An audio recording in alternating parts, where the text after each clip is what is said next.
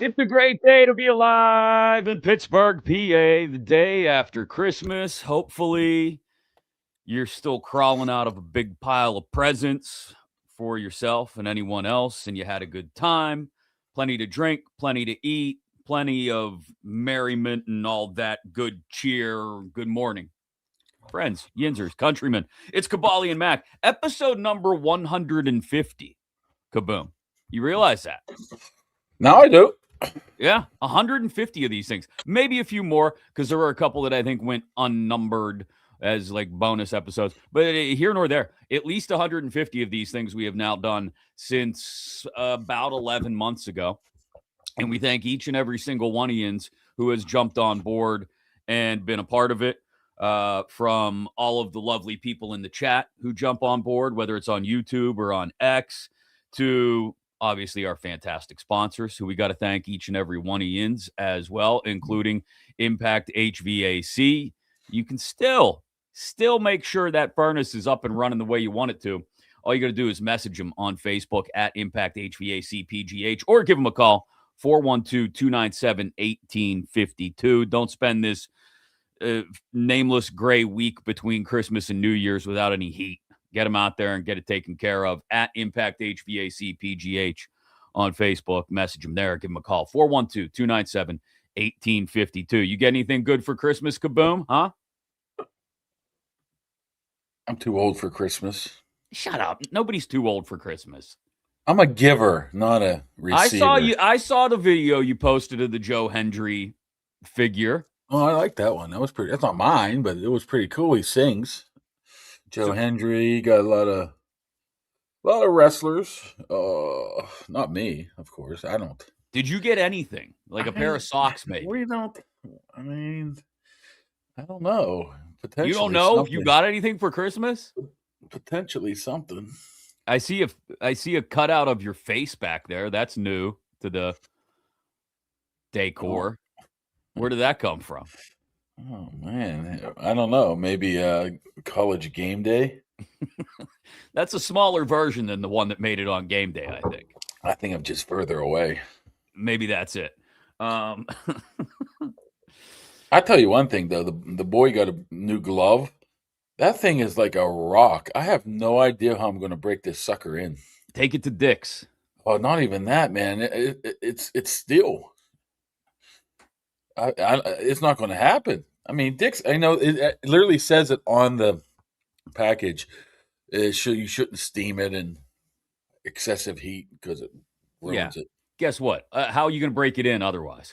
Oh, it's rough. I mean, I've done it before. Then all of a sudden, this one was like, oh my goodness, I don't know what to do. Yeah, drive over it with the truck. You got the new truck for a reason. That's not even that. It's not run even it that. over a couple times. They're like, play catch with. You can't even close it. It's like very leathery. It sounds like, well, it's a glove. It's supposed to be leathery. It's a tough one. A leathery mitt. It sounds like you got a project for the next couple months. Baseball doesn't start for a while. By the way, it's a very Yinzer hat you have on there. Thank you. It was a gift for me from the family for Christmas. Little old school Steely McBeam logo from the 1960s. You know I love my Yinzer gear.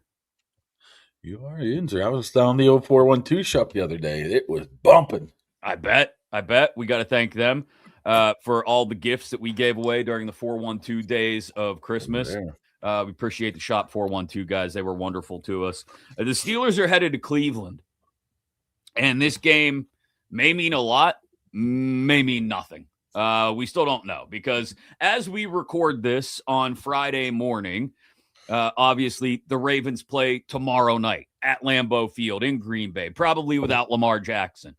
And if the Ravens lose that game to the Packers, then Sunday's game in Cleveland means absolutely nothing except for the less than 1% of a chance that the Steelers could win out and the Jags and the Texans could both lose out and they could somehow swipe the 3 seed. But let's deal in the realm of, well, reality. Most likely it means nothing because the division will be locked up if Baltimore loses on Saturday night at Lambeau. And so let's start there, Kaboom, before we get into breaking down Steelers, Browns, and good friend Ken Carman of 92.3 The Fan. He's going to be fired up, isn't he? He is, because Myles Garrett's this close to the sack. No, I'm not even that. It's just going to be like, go. He's always go. I mean, we're just going to say, "Hi, Ken." That man works at one speed only. He's going to join us in probably like 15, 20 minutes or so. But before we get into the ins and outs of Steelers, Browns, and all the Garrett sack record, all that, how abysmal the Browns offense is, what do you do if you're Mike Tomlin? Because he sounded like he was leaving the light on, as he says, leaving the door cracked just ajar. Yeah. That if this game means nothing, we might see a whole lot less participation from certain guys. Yeah, I mean, you cannot approach that game in any sense, form, fashion that way. You have to go forward all week that you're going to have to beat the Browns to be able to get into the playoffs. Now, comes Saturday night at midnight, maybe it's some business decisions, not across the board, not as much as it would be the week later. But definitely some people would sit down. I don't know how you make that determination. I don't know if Aaron Rodgers would. Maybe you do quick hooks on people, something like that. And I know they're not quite worried about that yet, but you're saying if it gets to that point, which it very well could. I don't really care if the Packers have nothing to play for. I don't really care if the Ravens have everything to play for. We saw games yesterday. What did Minnesota have to play for? Nothing. They beat Detroit. Yeah. What did Kansas City have to play for? Nothing, and they gave potentially the best team in the NFL a run from their money. So anything can happen, especially in Green Bay. So I'm not really counting out the fact that Green Bay can win this game. So I think you have to make that decision. Honestly, I'm trying to think of Tomlin, how he would work. I don't even think that it might not even be brought up with other than maybe the two coordinators. Maybe they sit in the room on tomorrow. And talk about a contingency plan. You don't even talk to the other guy. You don't talk to nobody about that. But I would imagine somebody would sit, some important players. I mean, Jalen Ramsey would probably sit, guys like that. But you have to be very careful, because you then have to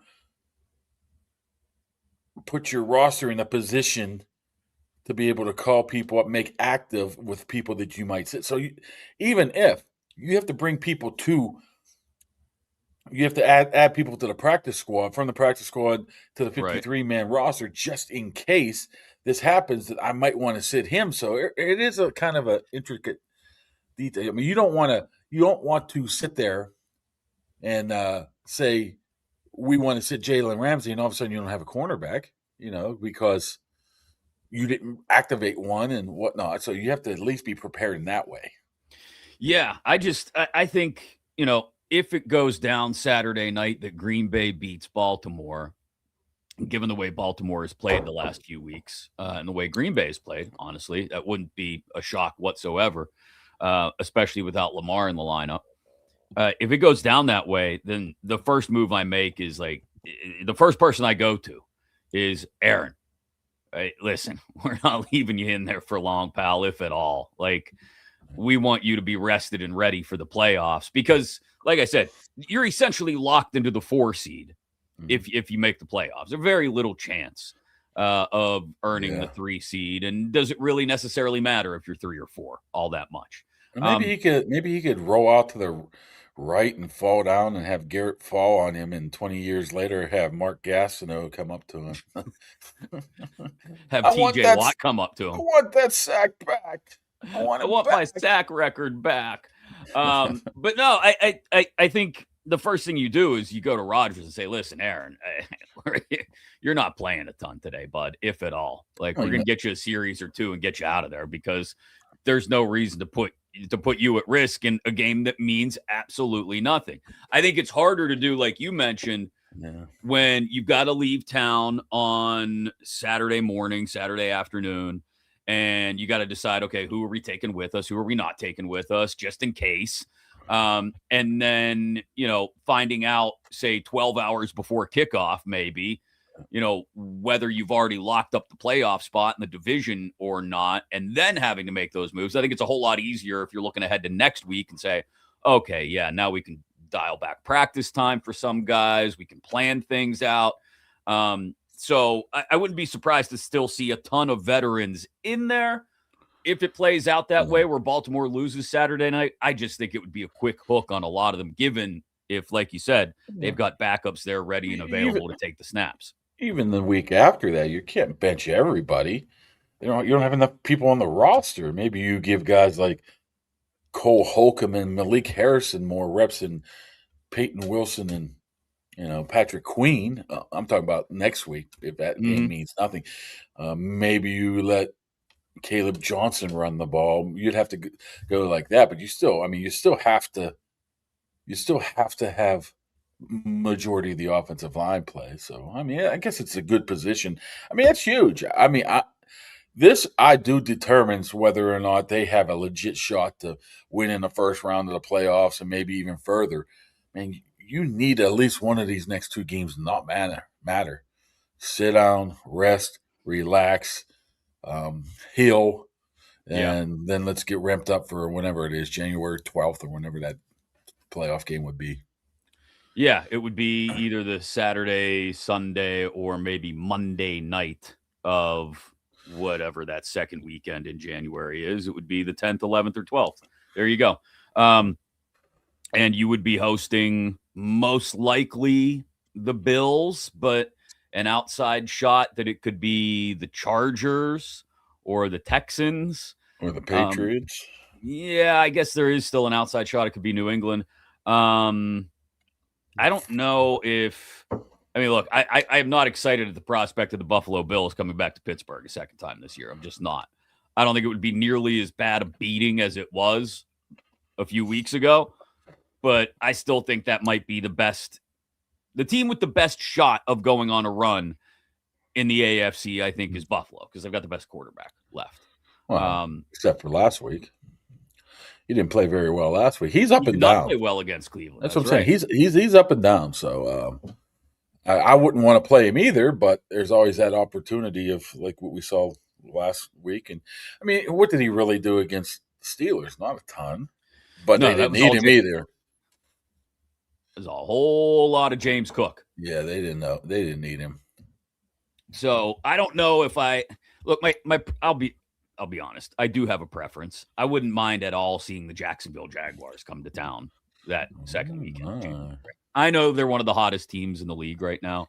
But they got Jacoby Myers, and apparently he's the one that makes the whole offensive go with his 4 catches for 42 yards. Got a big fat extension for his 4 catches for 42 yards. That's all he's been averaging in Jacksonville since he's been there. So I'll take Adam Thielen every day. I'll take those cast-offs of Thielen. What about Thielen? He'll put up about 7 for 92 tomorrow or Sunday.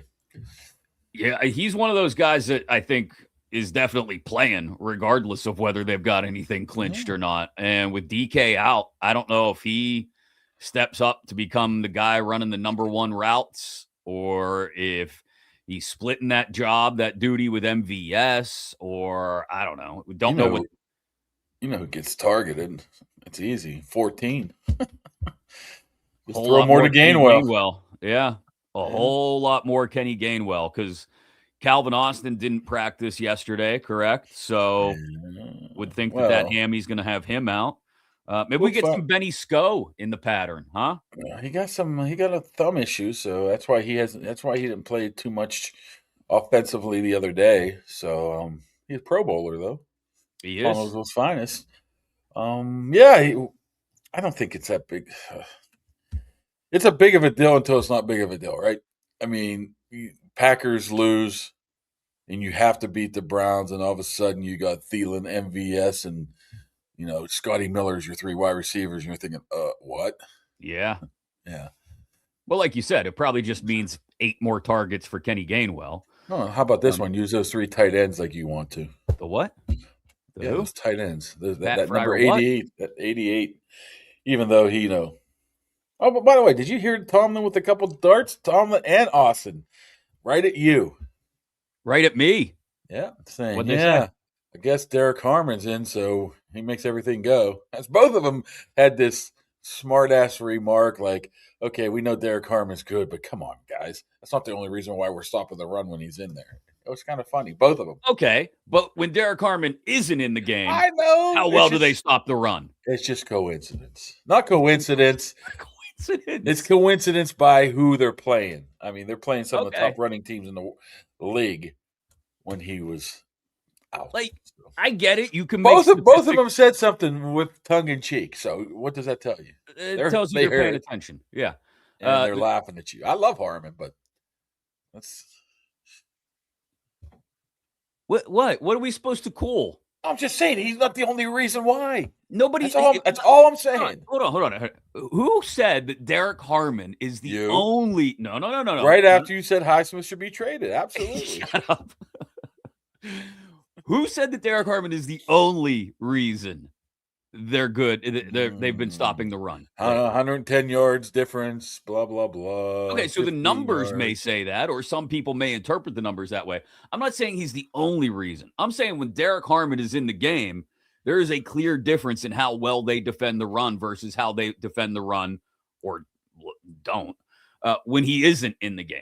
So that's all. Nobody's saying he's the only guy that matters on defense, but it does matter whether he's in there or not. It helps them when he's in there.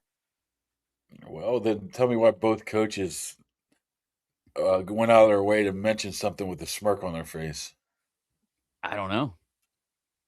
You tell me. Listen to the program, and they'll say you're full of shit. Well, then fine.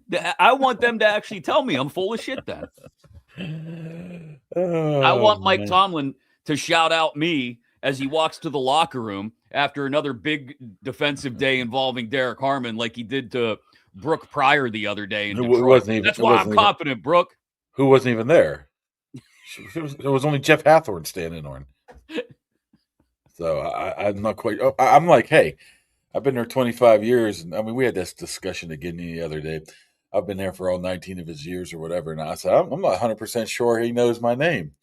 Then we were going over of what people you think that Mike Tomlin actually knows their name. We come up with Dulac, Wex, me, and Brooke, and that might be it. You think? I still don't think me, but I don't think there's too many other people he knows their name. He always looks at Benzie and says, that guy over there. That guy over there. Yeah, he might know Carter from now, Oh, he knows Carter by now. After, trying too hard. Yeah. Comments. So I don't know. There's not many. Maybe he does, but he doesn't use the name. I can guarantee you Mike Tomlin has no idea if I walk past him in the hallway. He doesn't know who Buzzsaw and Rudder. I think it came up with Rudder. Joe, do you think he actually knows your name? I don't know. Pursuit, man, I don't know. Pursuit is probably 50-50. He's probably got a name for Pursuta. He knows Labs, obviously. Oh, yeah. Labs. Maybe he knows Ken Carman. Maybe. We'll talk to Ken in a couple minutes. He's going to be on his way in here in just a second. Thanks to our friends at Higgins Professional Painting for supporting the show as well. They've done a great job over at Kaboom's house. More work coming. Some work over here at our house eventually. And they do it all. They do the drywall repair. They'll do the color consultation, help you figure out what you want to put on the walls. Mark tried to convince them to put wallpaper up in his house, and they were like, well, no, I don't know about that, pal. I don't know if you need the old 1980s floral wallpaper. But they'll do it all. Interior, exterior, commercial, industrial. And they'll come on over, like I said, and get you a free estimate as well. Reach out to them at higginsprofessional.com or give them a call, 412-344-0480, 412-344-0480. Thanks to Higgins for supporting the show. We appreciate them. So just looking back at when these two teams first met a couple months ago, I don't want to take too much away from it because it feels like it was forever ago. It was like, 2.5 months maybe? Yeah, week 6, I think it was. Who was even quarterbacking? Dylan Gabriel. Oh, I forgot that was the infamous Andrew Berry comment. Yes. No, was it or no? It was Yeah, no, it would have been that week. It would have been that week, I think. No, they were probably leading to Cincinnati. I don't know what week it was. It was right Doesn't around matter. It was one of Dylan Gabriel's first starts, and if not his first, maybe his second. Either way, he was terrible. Steelers sacked him 6 times. Cleveland only averages about 16 points a game. That's second worst in the league. So there's a lot of reasons that, especially given the way the Steelers defense performed last week, holding the Lions to just 24 points, that I feel pretty good about what they can do against Shedeur Sanders, who is just a guy. Like, I haven't watched a ton of Shedeur snaps, but I've seen enough to know that he's got a big arm, but is not incredibly accurate. And he gets a little happy feet in the pocket, doesn't always feel the rush, sometimes feels it too quickly or too soon. There's a lot going on back there. It feels like he's a lot more of a project at that position than anybody is willing to admit. He's a rookie. I mean, what do you expect? No, I agree that he's a rookie. I think even by rookie standards, he looks very uncomfortable at times. And I think here's the problem. Modern day NFL, nobody wants to give a guy the time necessary to develop. And Shedeur Sanders, 2 generations ago, maybe would have been given that time by whatever team drafted him to learn and develop. But teams just don't, nobody gets that time anymore. You either dive right in and figure it out or you're cooked. Or the Pittsburgh Steelers situation, and when you're trying to give Will Howard some time to develop, you're like, he should play. He should play. No, let the guy develop. It's going to help him in the long run. I mean, if they were to help Mason Rudolph develop more early in his career, maybe it would have been a little bit better than what it was, at least early on, what he is right now. So, yeah, it's great. I think the Steelers are in a good position to flip it that side with allowing Will Howard to be able to develop while not being forced in the game in big-time situations. Yeah, I think the Cleveland situation is a disaster, too, in that they drafted 2 guys. I mean, they had Pickett on the roster in camp. They had Flacco. If they just let Flacco play out the season as their quarterback and let Gabriel and Sanders sit and watch, I mean, their record probably ends up the same anyway.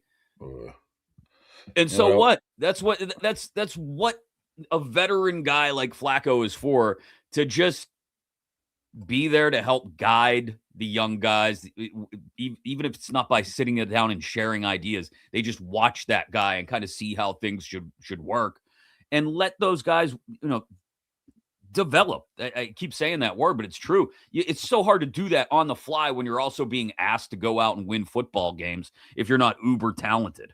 Oh, man. Goddamn Cleveland. What?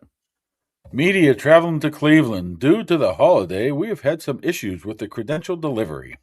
All credentials can be picked up in Cleveland at media will call. Thanks, Cleveland.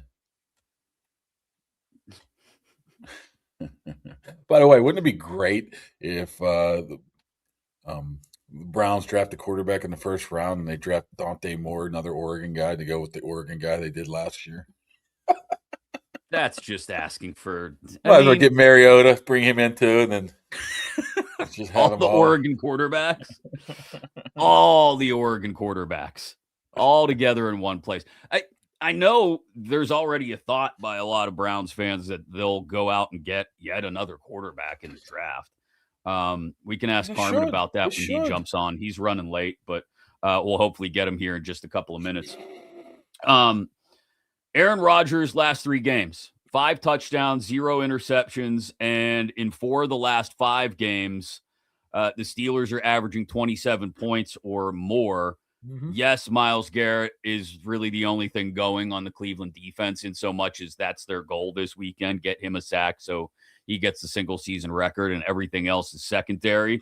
But again, if this game still matters, I do want to see Rodgers continue to build that momentum that he's been building over the last 3 to 4 weeks. And he admitted the other day, I tend to get stronger as the season goes on, and that's a good sign for the Steelers. I just wondering, do you remember back in, what was it, March, April, May, when Aaron Rodgers was holding the Steelers hostage?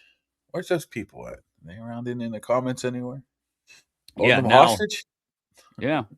He's turned people's around. I mean, when you play good ball like he has, and he's played excellent ball, and it's just, I mean, we've talked about it before. It's just on a first downer. I mean, just how he manages that offense to put them into second and third and manageable, and knowing what to get in and when to get out of. It's just been unbelievable. I'll own it. I thought he was a whole lot more washed than he's proven to be when he's been at his best this year.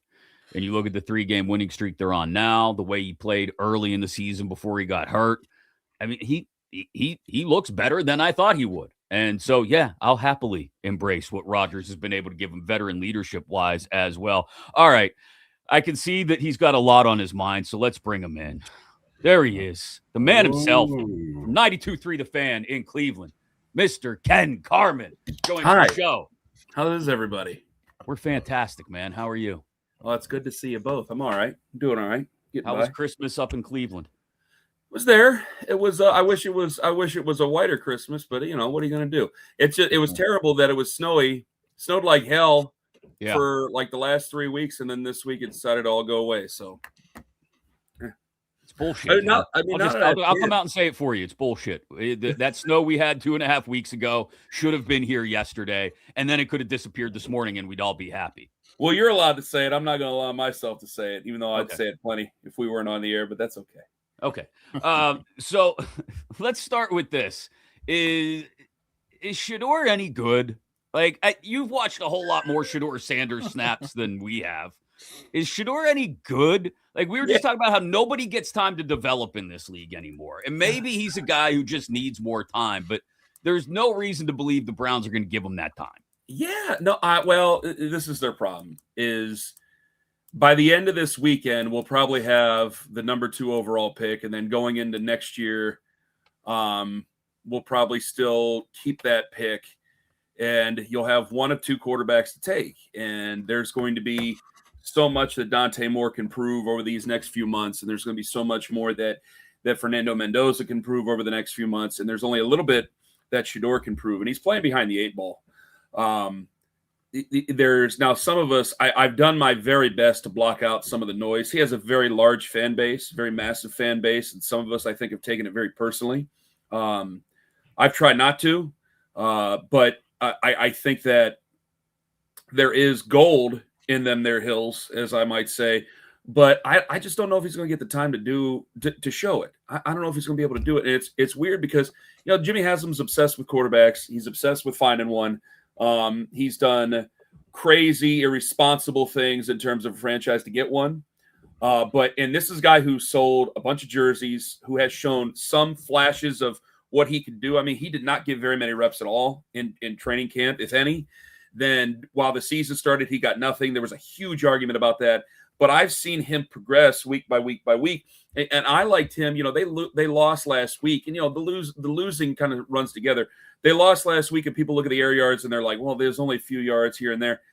And I thought, no, but he actually conducted the offense, stood in there after a bad football game, a really bad game against the Bears, and stood in there and tried to conduct an offense with really not a lot around him. His offensive line is not good. His wide receiver crew is not good. Jerry Jeudy's ready to pitch a fit at any time. It's been rough. It'd be rough on any quarterback. It'd be rough on franchise QB. So I think that he is talented. I think that he has a certain, I don't know, magnetism for his teammates in some way. I just don't know if he's going to get enough time to do it, especially with the changes that I think they're set to make here in about a week and a half.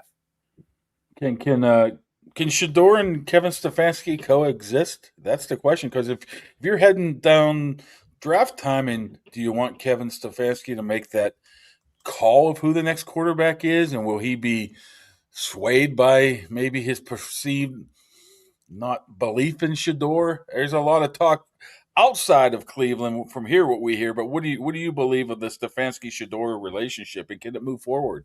I think that them not getting along together is kind of overblown, really overblown. I think that I'm just trying to pull out some rosters here so I can keep myself together here. That bag looks amazing, by the way. It's Samsonite. Has it ever carried a bowling ball? No. This is from my mother-in-law a few Christmases ago. It looks like this wear and tear. It looks like the Seinfeld. Slappy Samsonite. Yeah, it looks like the Sam Seinfeld, the son of Sam satchel. Yeah. This is my baby right here. This is my pride and joy. What the hell was I talking about? Oh yeah, the Stefanski relationship. I think it's a great question, Mark. I think it's way overblown. I think Kevin tries to get along with just about every quarterback. I think that one of the things that I've been bothered by, and I know Kevin, and my co-host knows Kevin, so there is a little bit of defensive. We have a defensive nature to us in some ways. I don't think that there's ego there. I think that there's either belief or a disbelief in whether or not a guy can get it done. And I think he's willing to try to work with anybody. But I also think that he's a little set in his ways on how he runs an offense. And I think that's cost them a time or two. I think that he's tried to be emotional, but he's just not that guy. And I think that, I think this is easy to say with a lot of head coaches, if he just had a leader as a QB, an actual leader. Shedeur has not been around long enough to be the true leader of the football team. If he had a real leader in that spot, I think he'd do a lot better. I've called out leadership numerous times because I don't think that he's a guy who is going to give. He's not going to be Mike Tomlin. He's not going to at least give the. I don't know how you guys feel about him, but in Cleveland they look at him as hard ass, buck stops here, tough guy, leader. That's the way fans see him outside of Pittsburgh. Now I know that maybe you guys might have a different thought, but that's how we think of him. And I think for a lot of fans, it bothers them that he doesn't give those rah-rah speeches the way that their high school football head coaches gave, the way that I would give or something like that to kids. Right. So I think that in so many ways, there's a lot of stuff that is put at Kevin's feet that's not true. And the thing about, well, his ego's too big. His ego ain't too big. I don't think he's got a big enough ego as it is. I wish he had a bigger one. Then he'd be willing to talk. He'd be willing to talk a little tougher. He doesn't have one of those. So I don't think that this is going to work out between them. I think that a good coach can come to an end of a situation and look for a better spot or look for something that's going to be more suitable. I do believe good things coming to an end. They did some good things together. They've obviously had a lot of tough times together, the Browns and Kevin Stefanski. And I think it'll probably come to an end after the Bengals game next week. And then whoever comes in is going to have to decide, do they want somebody new or do they want to continue the relationship with Shedeur Sanders? If they were the 10th overall pick, it'd be real easy to make that choice. But since they're number 2 overall, they'll look at this as an opportunity to really get this right. And it's going to be tough to turn away. I don't like Dante Moore nearly as much as I like Fernando Mendoza, but there's a lot of time to change people's opinions on that. What do you think the dynamic is going in for whoever the next head coach is? Does Andrew Berry stick around? How involved does Jimmy Haslam stay? Does he continue to insist that he's, is he going to insist that the coach fall in line with what he wants to do and his vision? Because the way I see it from 157 miles away or whatever it is, damn it, if the owner would just stay the hell out of the way, maybe they could actually do something. Now, the GM also has had his missteps as well. But that's just the way it looks from a somewhat neutral observer a couple hours south. I think he's tried. I think he's tried. It's crazy is that anytime things don't go well, I think people think that Jimmy's involved. I think Jimmy has done his absolute damnedest over these last 6 years, especially to stay away from these affairs. I think he tried to do it with John, but he's a fan. And if things aren't going well, he still wants things to be explained to him. And, when it came to the Deshaun Watson trade, Jason Lloyd's talked about this. Myself and Anthony have talked about this, is I think Kevin was willing to try to make it work with Baker and then maybe bring in somebody to compete with Baker. I think that and I know that they started sniffing around Houston in October of would have been 2021. It was something I didn't like, something I was against. Didn't want to trade that much for him. I think that once they felt that they could get a meeting with Deshaun Watson, they'd be able to bring him in. They were the first ones out. And then after that, I think Jimmy so desperately wants to just hand the keys to the franchise to somebody as a quarterback. And I think he did it too early with Baker. And I think that they knew Baker was going to be, and Baker's done a lot of growing up here over the last few years, but at that time he could be pretty childish, pretty immature. And he's even admitted that. And they knew that after this, it wasn't going to go in a right direction. So they decided I think it was a Berry move. to go out and get Deshaun, and then after that, once they were turned down, it's like, no, guarantee him everything. We got to get him in. We've gone 16-17, winning one game. We don't ever want to go through that again. Get him in. Damn the torpedoes. He'll be good once we get past all this. I didn't think they thought they were going to have an 11-game suspension. I didn't think they thought that the NFL was going to be as angry with them as they were over the guaranteed money.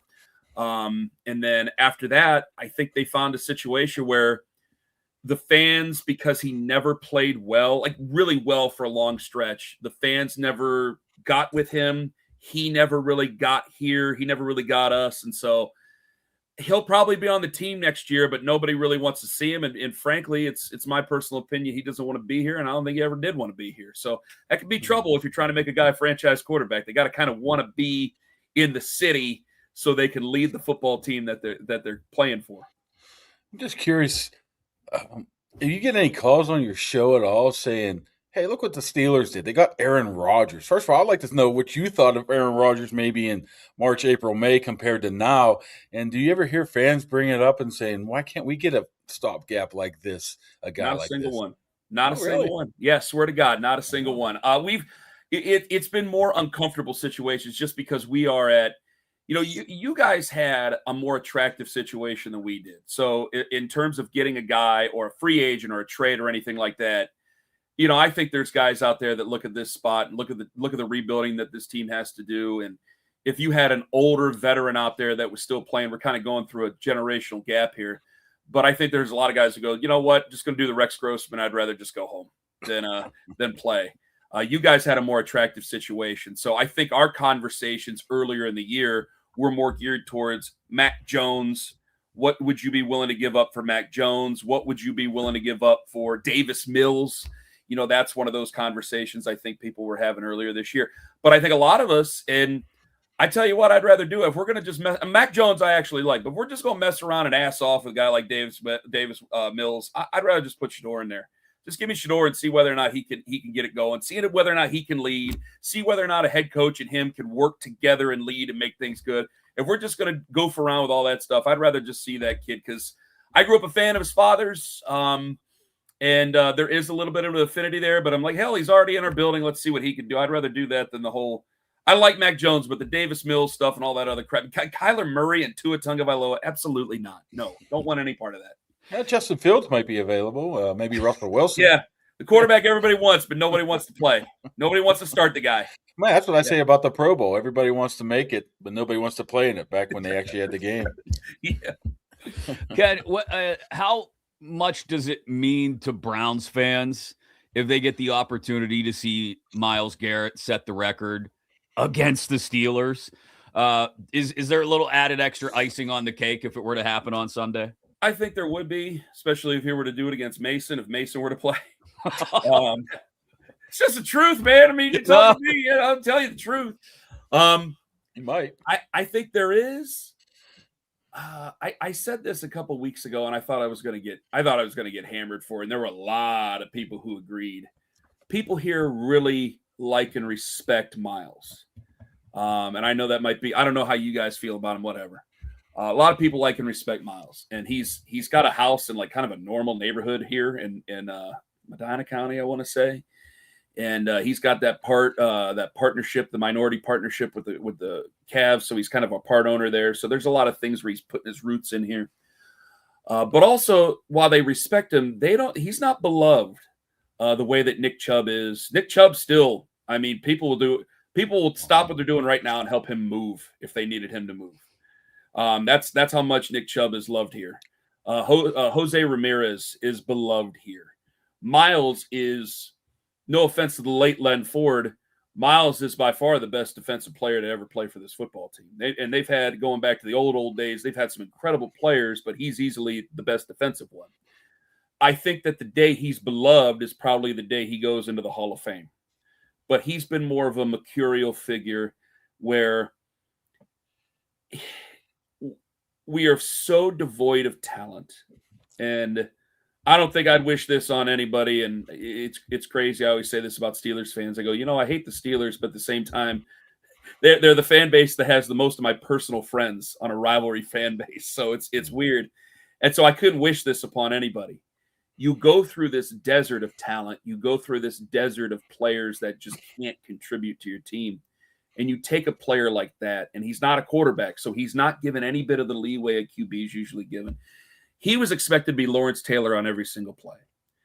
And he's been great for this team, but he can't make the difference up in winning and losing the way a quarterback can.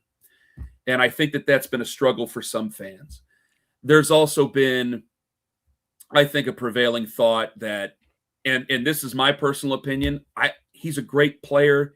He's just not the leader that you would make a number 1 overall pick. I've been very critical of this over how many years. Not that he doesn't slack ass on the field. He doesn't give up. He had one game where I thought he was kind of pouting some years ago, and I think that was 2021 against the Dolphins, if I'm not mistaken. But other than that, he's been a pro. But he's also not been the type of rah-rah guy that people want him to be.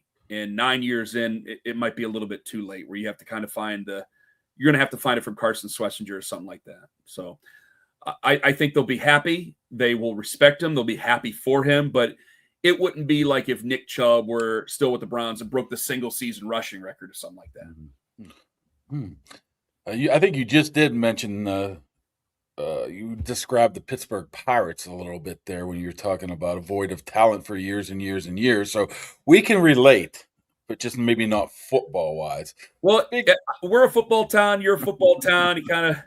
It's like, well, yeah, but hey, we love the Guardians, but it comes down to the same type of issues you guys have, where it's like, are you going to spend enough to get us over the hump? Because they've played well enough to make everybody really mad at them when they're not willing to go the extra mile. I'm fascinated by Cleveland Brown fans, and I got to give you guys credit. You really haven't had much to cheer about for 30 years or so now, but what a rabid fan base. First of all, I give you credit for that, but what would this city look like if you had that Super Bowl run like you guys had in the 80s, where you were in the AFC Championship back-to-back years? Well, it's just fascinating to me that you guys are still this rabid over a team that hasn't had much success. And I'd add this in too, Ken. I'm sorry to jump in, but how much do you feel like you got robbed that 2020 was in, like, you didn't get the dog pound filled out? You didn't, you know what I mean? Okay, you beat the Steelers on the road in a wild card game in Pittsburgh, and you didn't just beat them. You kicked their ass, but nobody was there to see it. Do you feel like you got robbed? No, because I still got to see it. We didn't get to see it in person, but it still happened. You know, I still have fond memories of that night. Kind of going, hey, we got everybody kind of hurt or they have COVID or whatever, and we'll see what the hell happens. And that was an incredible night for a lot of fans. And I didn't know that was basically as good as it was going to get from that moment on. I know that game against Kansas City had, Dirty Dan, whatever the hell his last name is, didn't do what he did. Maybe there'd be a little bit of a different outcome, but that's coulda, woulda, shoulda stuff. When you talk about the Browns, this is what the problem is that we're getting ready to, in about 4 years, we're going to move into a new building. We got a lot of differences in the old guard and the new guard. And what I'm nervous about is I think that this type of thing can really change a fan base. And I don't want to turn into Jaguars fans or anything like that, because what's held Browns fans together has been tradition. And so you go to the old stadium, there's still bad weather. There's still guys in Browns uniforms playing for you. There's still your buddy and you, and you're going through bad football and bad weather, but everybody's together. And it's almost a metaphor for life, where you try to celebrate the little things, even though things around you ain't so great. Some of the things that people in Pittsburgh and Buffalo and Cleveland and Detroit kind of share. And now that we're getting ready here in the next few years to move into a new building, an indoor building that has all the glitz and glamour and all the things of what is supposed to be all these other places, I think that's going to be – you got to be a good football team, or I think that it's going to take some of that away. They're going to be held to a different standard. When they went to the playoffs in 2020, I sometimes I'm critical of fans because I think they get addicted to struggling and they can't see some of the good stuff, especially in the 2020 and 2023 season. But like in 2020, they made the playoffs, and I got choked up and I got emotional and embarrassed myself. But I wasn't emotional over the team. Players come and go. I think there's a lot of players. There's some players that they get to enjoy what it's like to have a fan base truly beloved them. Like I was talking with Nick Chubb, but I think to a lot of players around the league, Pittsburgh fans are loud, but it's the same as Cleveland. It's the same as Baltimore. It's the same as some other places. I think there's maybe a couple of places that might be a little bit different, but I think a lot of them see us all as nameless gray faces. I look at the fans differently because my relationship is with the fans. So I got emotional over the fans. I got emotional that they got to, like, the year sucked altogether in real life and that people got to enjoy it. I got emotional over that. Well, now that we've discovered that and we've had that fun, now we kind of know what we're missing. I know what I'm missing. And it feels like we're so far away to getting back there. And the standard has changed. The standard's now more business-like. I think the standard with the fans is more, you got to show me something for me to be able to come to your games and put out. And I think that that's going to raise a lot of pressure on this football team in the future. Yeah, like Mark said, altogether way too similar to what we went through with the Pirates about a decade ago. All right, we're going to let you run, Kenny, but first we need a pick. Give me a pick. Wait, before this. Wait, I got one last one. I got one last one. What do you think of John Cena tapping? Oh, yeah. Oh, God. You're a Gunther fan, aren't you? Come on. I mean, okay. So one of the more unknown things is I'm glad Kaboly asked this question. I call him Kaboly like I've known him for years. I'm glad you asked this question. People always go, "What did you think of Raw? What did you think of Raw?" I go, guys, I don't get a chance to. I don't really watch much contemporary wrestling at all because Monday Night Football. I'm watching sports. I'm watching the Cavs, watch the Gardos, whatever. But I watch it back. I'm big into the history of wrestling. I thought it was ridiculous. Go out looking at the lights. Don't tap. The guy who never gave up. What are you doing? It's just asinine. You do it. You go out with your boots on, and then you take them off in the ring. You go out looking at the lights. That's what you're supposed to do. It was ridiculous. I thought it was. Forget this. We're not going to forget this one, Ken. You may be forgetting if you just get pinned 1, 2, 3. You're not going to forget this one. Did I forget until he came back and I guess you call that a wrestling match against Kevin Owens. I didn't forget the last match that Stone Cold Steve Austin had against The Rock. You sure as hell didn't forget that one. And where did he go out? He went out on his back.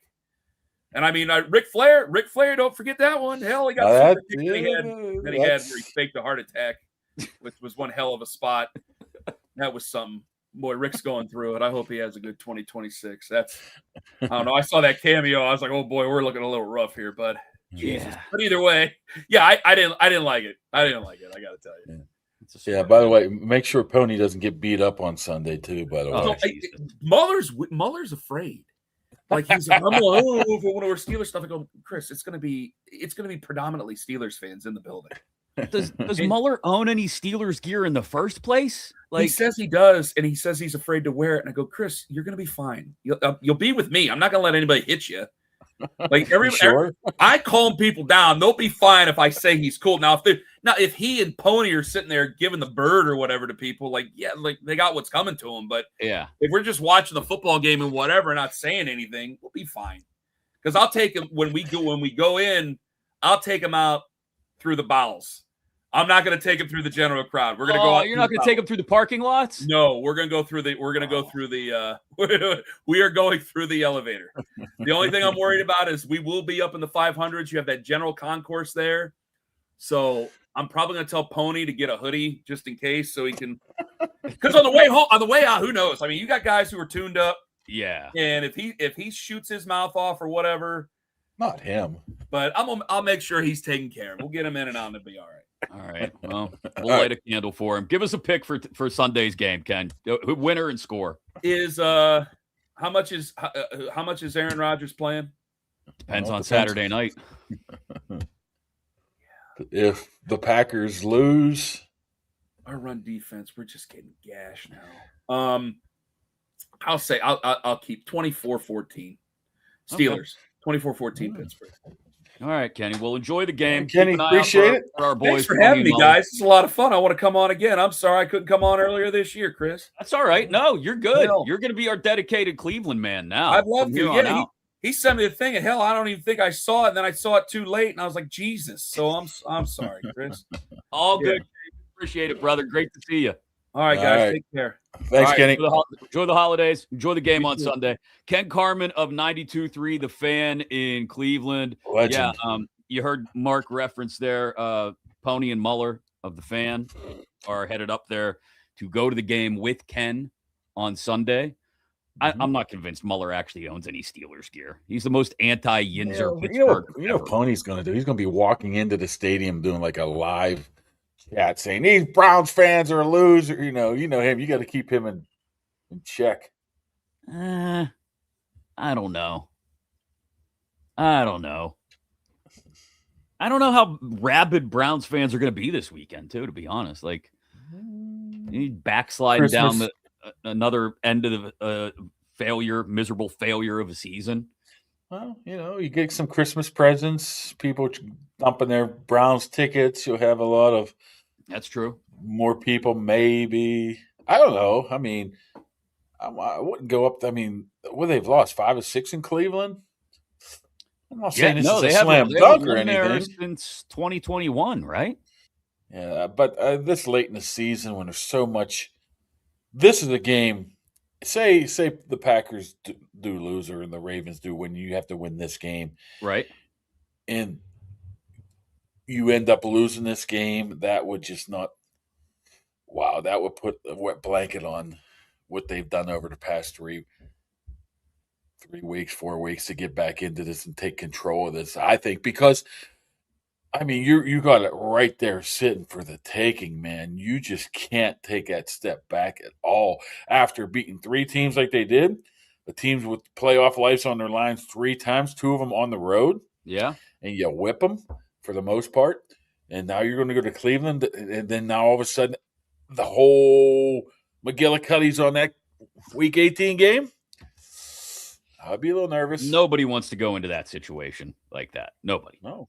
Not one single Steelers fan. So I don't even know. Honestly, Slammy Sportscast says he wants Green Bay to win or whatever. I don't know. I would like to see them go to Cleveland, beat the Browns, and celebrate a division title. What are they going to do? Celebrate their AFC North title in the hotel room at midnight? I do think there's a valuable question in there about, as well as they have played over the last few weeks after getting up off the mat following the loss to the Bills.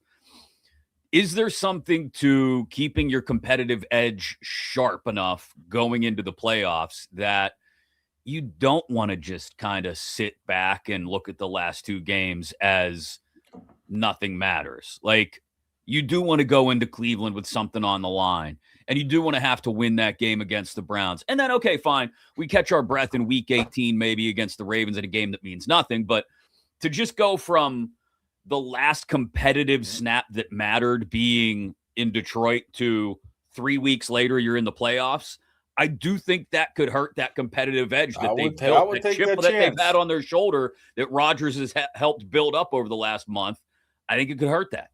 Yeah, it could. But, you're playing with fire either way, because if you end up losing, then you put everything on that Week 18 game. But, I mean, how nice would it be in Cleveland, if you're a huge Steeler fan, to be able to wear that We Run the North T-shirt while doing interviews, while at the podium, embracing each other. I mean, they probably would deserve to be able to celebrate like that than just, blow off a week in Baltimore. But So I think there's a silver lining to both if the Ravens win or lose. If they lose, okay, you're in, fine. We don't have to worry about it. If not, you have a chance to beat your rival on their home field and celebrate in the middle of that Browns logo. Yeah. But you have a chance to lose and have the ultimate collapse over the past 2 weeks of the season and not make the playoffs. So don't even speak it. Well, I'm just saying. No, I know. It's the same thought that gnawed at the back of our brains when the Ravens were 1-5 and the Steelers were 4-1, and we thought, oh man, the Ravens this is all just so the Ravens could come back and steal the division somehow. And felt like for a couple weeks there that was going to be exactly how it played out. If they lost in Cleveland after a Ravens win at Lambeau the night before, then those same feelings would start to creep back in. Thanks to the Dan Heck team for supporting the program. We appreciate them. Looking to buy or sell a home in the Pittsburgh area, they'll help you in that. Go to heckteamhomes.com, HAECK, heckteamhomes.com. Check out the listings there and find out how the whole team can kind of take a load off your mind if you're trying to move, buy or sell a home in the Pittsburgh area. Dan, Michelle, Jeremy, John, Keith, Heather, Mike, Tia, the whole team, the Dan Heck team, ready to help you at heckteamhomes.com, HAECK, heckteamhomes.com. All right. Are you ready to make some picks for this week? I just sent you a freaking hilarious. Now I'm going to have to look at it. Well, it's really funny. Is it a video? What is it? It's a video. It's making its rounds on the Twitter. Oh, I saw this morning. Isn't that hilarious? AI generated video of. You all saw it. Go to Yinzer, whatever his name is. Yinzer G. Who has Roberto Clemente as his avatar. But it's all the great, not even all great, all the big Steelers receivers of the last decade talking about how they've crashed out. And they almost had sort of like a wiener pill commercial. They're promoting some kind of drug or something. And it's like, I crashed out because I took this. Antonio Brown wasn't very good. There's even a Martavis fighting in there, right? I know. Deontay was a very good one. Yeah. But Antonio didn't sound like that. Man, this world. The thing is, for some probably think that's true. But AI is scary, man. AI is scary. Everything I look at now, it's like, is this legit or not? Yeah. I mean, you know what I'm addicted to now is those AI generated, like, I saw one today of like Full House. Is that Full House? What they look like then and what they look like now, and they're walking next to each other. Oh, yeah. I saw the Home Alone one. Or they look next to each other. And That's weird. That creeps me out too. I always watch them though. Yeah, I guess. All right. You had a good week last week in picks. You went 10-6. I only went 8-8. So you're still 7 games behind here, pal, with just baloney. 2 weeks left. It's not baloney. It's simple math. You're just not good at math, which is probably why you suck at these picks too. I don't think Corey Kane won a 4-1-2 gift. I don't know. What? I don't know. Corey Kane said that I won a 4-1-2 gift. I don't know. Did you give them all out? No, we never had anyone claim the club head cover, the driver head cover. Maybe that's it. Maybe that's Corey. I don't know. That was like 2 weeks ago, man. Everything's a blur. I'll have to go back and check. Did the Wiggle Whiskey go? Yep. Did they claim it? Awarded. It's getting shipped out this morning. You better put some bubble wrap on that. Don't worry, it's packaged up safely. You can get that down at the 412 shop. I saw it there the other day. They have that new honey rye. By the way, how are you allowed to sell that there? I don't know. I don't ask questions. Oh, it was sitting there. Maybe you're not allowed to business out in the streets. Honestly, maybe it's not for sale there. I just saw some bottles. I don't know. Whatever. I'm sure you can find it somewhere. All right, 2 Saturday games this week. We didn't pick the Christmas games, and we forgot to text each other about it. So whatever. I did. I picked the Vikings. I picked liar. You're a liar. The Broncos. Liar. I don't even know who the first game was. Erroneous. Cowboys. Erroneous. Houston in LA against the Chargers. I'm not sure I think the Chargers have to win this to maybe stay alive in the AFC West race. They've clinched a playoff spot already, though. So just remember, 2002 champ, national champ. Congratulations! Not a fake national championship. Say 2002? Did you mean 2022? 22-23 national champ. Great. 3 years ago. On it. Since then, it's all been downhill. Last time Penn State won a national championship. Okay. What does that have to do with you making picks? You're filibustering. Texans, Chargers. You ready for that pinstripe bowl? Yeah, can't wait to get up early to watch. I'm going Texans.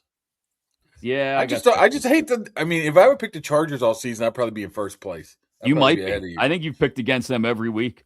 Baltimore, Green Bay, massive game for us as Steelers fans, and for Baltimore, the season is on the line at Lambeau Field.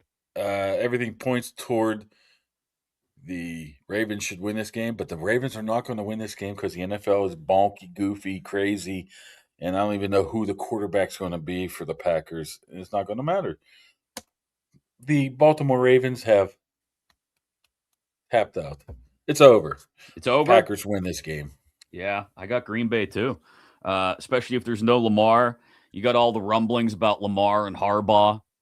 Maybe reaching the end of the road We'll together. be able to find that out in a couple weeks here. Mm-hmm. If they say Johnny bye, that means they aren't getting along. And if it's Johnny come back, they are getting along. Yeah, they're not. Well, I don't know. They're not moving on from Lamar. That's not going to happen. All right, absolutely. New England and the Jets. New England trying to hold on to their spot at the top of the AFC East. I think a win. I don't know if it would clinch the division for them. Probably depends on what happens with the Bills. Anyway, they're playing the Jets. Does it really? Yeah. Why are we even talking about this? No. Justin Fields is out for the year. You wanted to sign him and trade Highsmith, and I never said I wanted to trade Highsmith. I mean, I got a lot of crap last year about Justin Fields saying he just wasn't that good. Where's all those people at? Oh, he went 4-2. He went 6. No, he stinks. Give me the Patriots. Okay.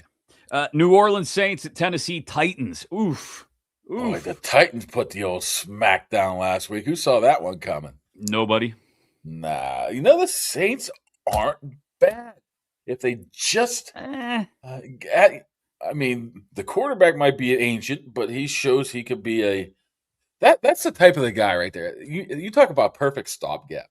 A 50-year-old rookie or whatever he is, 28, who can come in and play.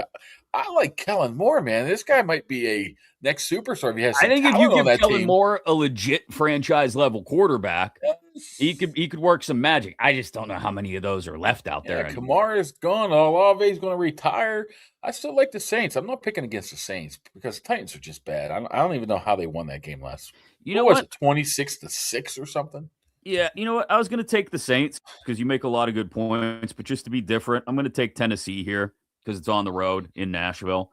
It's a hard so I think the Saints, the Saints are going to trip up at some point. There's no way they have a 4-game winning streak.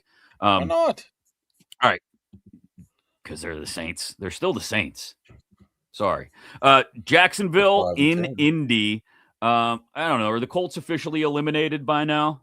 I think they are. I think everybody. I think the entire playoffs. Oh no! Wait. Right?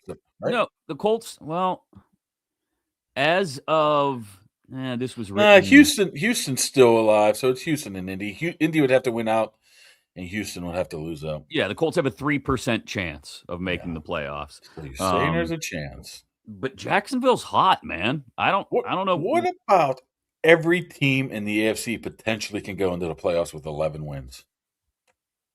Yeah, unbelievable. That's unbelievable. Jacksonville has won 6 in a row. Do they make it 7 in Indy against Old Man Rivers? Yeah, Old Man Rivers looked pretty decent the other day. But Jacksonville has something to play for. Colts are just being the Colts, like I predicted. They were just going to crap the bed. How many straight wins is this for Jacksonville? Wow. I predict the Colts were going to crap the bed. Yes, I did. I said, you look on my tweeter machine, and I said there's a very good chance that Colts, this was about a month ago, Colts don't win another game and miss the playoffs. They've won 7 out of 8. Ooh. Yeah. I'm going with the Jaguars. I mean, they did beat the Colts pretty handedly, 3 weeks ago. It is an important Corey, who's not quite sure if he won anything or not. Colts always beat the Jags when it's important. I'm going to go with Indy in an upset here. I think Jacksonville stubs their toe. Wait a second. I thought Colts always shit the bed when they played the Jags. No, in Jacksonville. Okay. In Jacksonville. This is in Indy. So it's completely different dynamic. Would you please give Johnny a barber a shout out before he has a cow? Johnny the Barber, hi. And Johnny Barber's just hammering the comments until somebody acknowledges his existence. Hi, John. We'll acknowledge your existence, Johnny. We appreciate the support. Tampa Bay, Miami. I hate to say it, Kaboom. I think our Tampa Bay Bucks and our Baker Mayfield are dead in the water here. They've lost 3 in a row. No. I think they might make the playoffs. How about that one? They're still alive, aren't they? Yeah, they're alive, but Carolina's going to have to lose. No, they're tied right now. Or no, they're a game back, pardon me. Yeah, and they play each other next weekend. So, look, it's still open, but Steelers situation, right? that Similar, they have to. yeah. I like the Bucks. Bucks are I getting think healthy, but the Bucks are getting. It's one of those teams. If the Bucks win their final two here, to get 3 out of 4, they would be 4 out of 5 wins with wins over the Rams, the wins over the Seahawks. You're going to be like, "Whoa, you don't want to play the Buccaneers in the playoffs." So I'm not giving up on them quite yet. So give me the Bucks. I think the Dolphins upset them, even though the Dolphins are a disaster. Seattle at Carolina. Oh, I'm looking at the wrong team there. I was giving you wins from something else, but go ahead. That's all right. Seattle, Carolina. Seattle, man. You talk about a team, too. Whew. 9 out of 10 wins. Only loss was a 2-point one. How about their only losses this year were a 3-pointer to the Bucks, a 2-pointer to the Rams, and a 4-pointer to the Niners. This team's unbelievable. Saying that, Carolina Panthers, I believe in the blue. And boy, what's that? What color do they even have? I'm going to bang the drum. That's it. That's for what the Panthers. Yeah. Wow. Okay, I got the Seahawks. I think your NFC South champ is going to end up having a losing record. They might have 10 wins too. Yeah, no, that's not happening. All right, Arizona at Cincinnati. Talk about a game that if it falls in the forest and nobody's there to see it, does it make a sound? It doesn't matter. What? Arizona's just a miserable organ. What are they? 2 no, they won 3 and 12. Wow. They've lost 7 in a row. 7 in a row. Give me Cincinnati. Same. Here we go. For the first overall pick, Giants are in Vegas, baby. Both of them 2 and 13.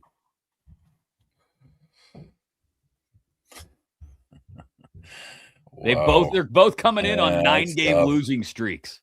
Can I pick a tie? Yeah. Did it clinch it for whoever? I don't know if it clinches. Probably, because they'd have a tiebreaker. Vegas and Giants, man. Those are just 2 awful teams. Who's even the freaking Giants coach right now? I don't even know. I don't know yet. I mean, Brock Bowers is out now too. They're just packing it in Vegas for that number 1 overall pick. Give me the Giants. Yeah, I got the Giants as well, but that's going to be an awful game. Philly at Buffalo. This one is actually somewhat big to who the Steelers may or may not face in a wild card game at home, assuming we get to that point, which it looks good, the chances now. I don't want them to face Buffalo. I've said that before. I don't know how this game's outcome. Obviously, if Buffalo wins, they get a better chance to catch New England and win the AFC East. If Buffalo loses, definitely a better chance they're a wild card. Does that necessarily mean they're the 5 seed and coming to Pittsburgh? I don't know. But I think Buffalo's defense is a bit of a disaster. Even though I look at it on the other end. What does the Eagles have to play for, right? They're pretty much locked into that 3 hole.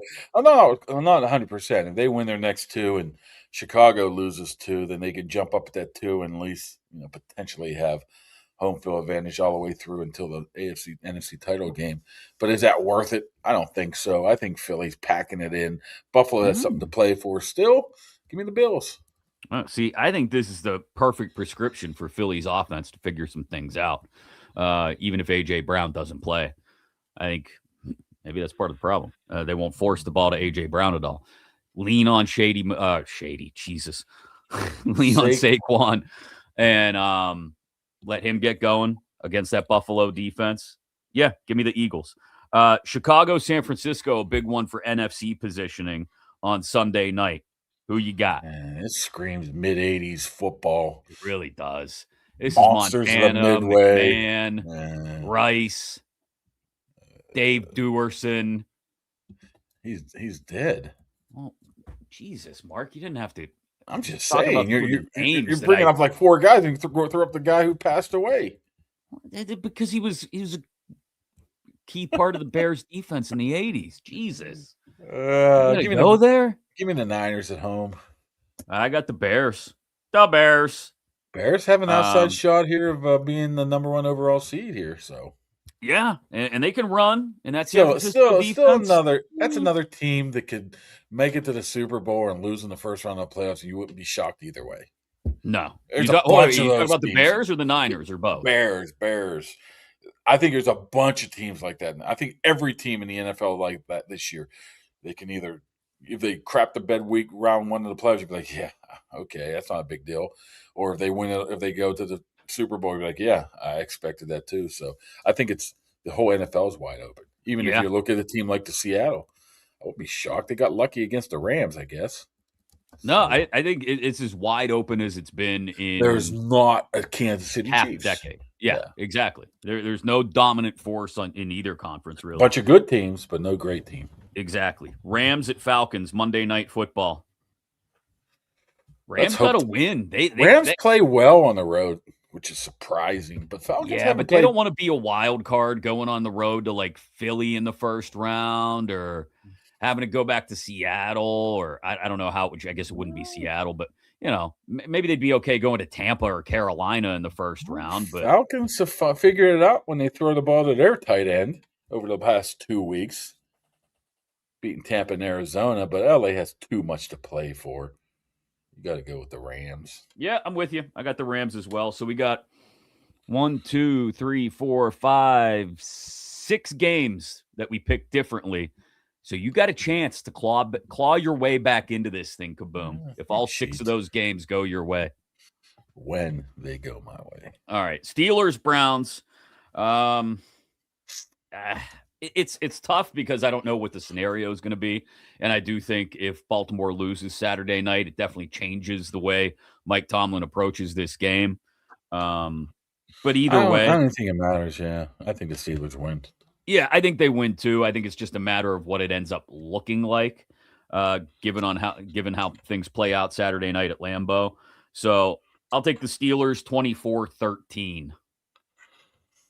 I'm taking the Steelers. What was it last time? I'll say like 27-7. 27-7. I do think the Steelers are going to be able to. You heard Ken Carman mention the Browns' run defense has just been getting absolutely gashed lately. So I do think the Steelers are going to be able to run the ball well. I think it's a huge Kenny Gainwell game, running and catching, given the DK Metcalf absence, which, by the way, I noticed while we were talking to Ken that apparently this goof from Detroit held a press conference this morning. Oh, he did? Yeah, hold on. I'm just going to read Brooks' tweet.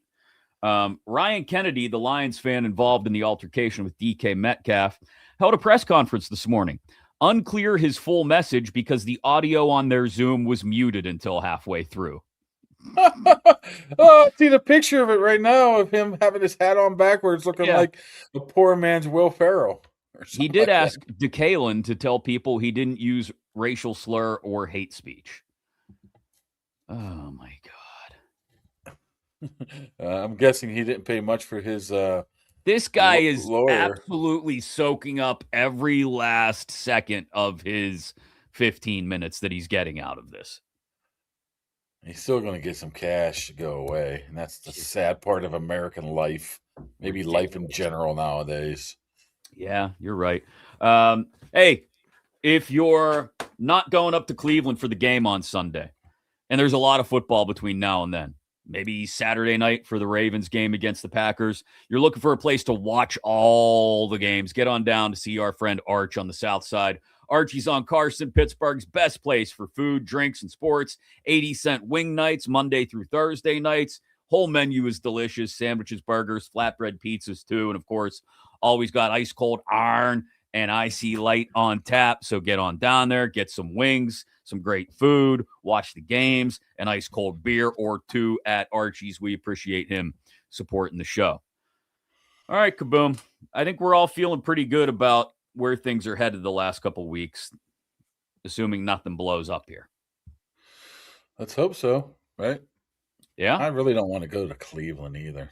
It's kind of your job, though. Yeah. I'm just hoping maybe it doesn't mean anything so I can blow it off or something, but probably not. Well, according to our picks, we think it will mean nothing. So we'll see how that shakes out.